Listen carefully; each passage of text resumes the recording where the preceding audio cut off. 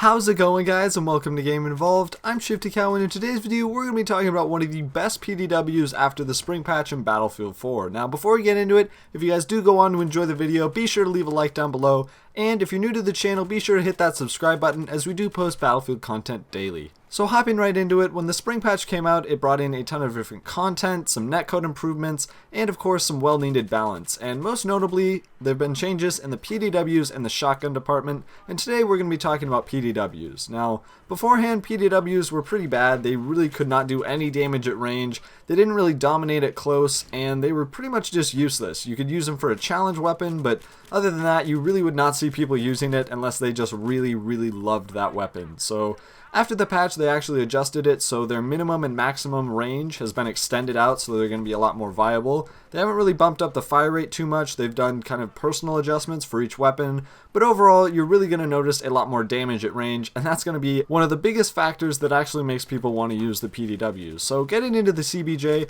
before the patch it had a pretty slow fire rate, which it still has. It has a huge magazine size of 51, which I really love, and it has pretty much standard stats for everything else. Now the big thing that they were trying to go for, or at least I think they were trying to go for, is kind of a medium range PDW that could do pretty decent because it has very controllable recoil and it also has some pretty decent accuracy. But the problem is, before the patch, it really just had piss damage. Like, as soon as it went outside like 10 meters, its damage would just drop off entirely, and it would take upwards of like 7 or 8 shots to kill someone, which is just ridiculous, especially when you have a slower fire rate. It just didn't make any sense to use this weapon. So now what they've done is, now that they've adjusted the damage drop off so it's actually somewhat viable at medium range, it's a pretty amazing weapon, because first of all, the biggest thing is you have 51 bullets in each magazine.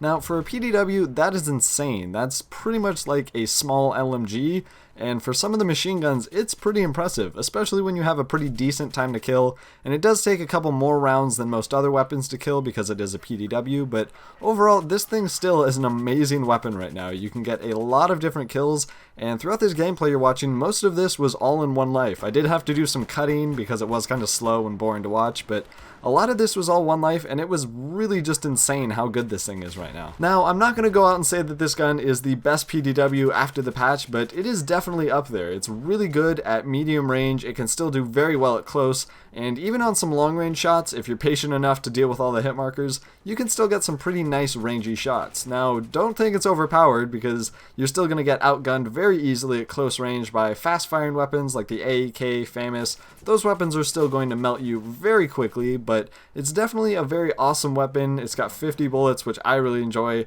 and I think it's probably one of my favorite weapons after the patch, just because it used to be so incredibly garbage, but now it's really good. So I'm very happy that DICE actually did these adjustments, and they seem to do a really nice job with this weapon. So moving on to the attachments I would use with this weapon, I still haven't figured out the best attachments after the patch, solely because they've done a ton of different adjustments on the grips and also on some of the muzzle attachments, and basically what they've changed is a couple accuracy things here and there, but the biggest thing is how quickly you can go back to your original accuracy and how long your bullet spread is going to last. So if you have certain attachments on, it's really going to hurt you if you try and burst fire, because your accuracy is going to stay very bad for a longer amount of time. I'm still not exactly sure which attachments do what, and so I pretty much just stripped this gun, kind of threw on what I knew wouldn't hurt it, and kind of hope for the best. Now I think I still used a grip on most of these just because I kind of recorded it before I knew about that, but anyways, for my sight, I went with the Coyote sight just because that's kind of my go-to sight. It's my personal favorite. A lot of you guys like the Cobra or the Hollow, really just whatever you're into, that's probably the best for you.